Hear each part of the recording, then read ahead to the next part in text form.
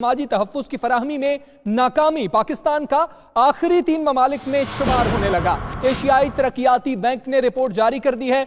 Report के मुताबिक 2009 ता 2015 पाकिस्तान के समाजी तहफ़्फ़ुज़ पर अखराजात की शरह 10% तक गिर गई है। इसी पर बात करेंगे, इकराम होती हमारे साथ मौजूद है। जी इकराम होती, बताइएगा।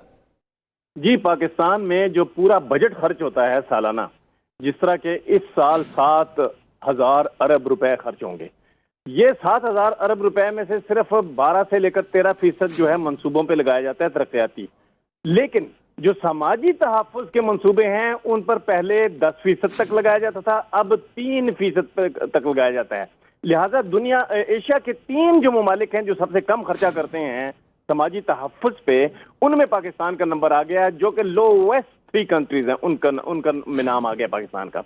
ये नाम इसलिए आया है कि पाकिस्तान में जो सफाई सुथराई, सेहत, खुराक, तालीम और जो टाउन बिल्डिंग है, उसमें ड्रेनेज है, जो अवाम के तहफ़्फ़ुज़ के लिए होता है, और पुलिसिंग है, ये सारे जो काम हैं इस पे खर्चा बहुत कम कर दिया गया है। अपने बजट का पूरे जो कौमी तरक्की होती है उसका 3% GDP का खर्च किया जा रहा है।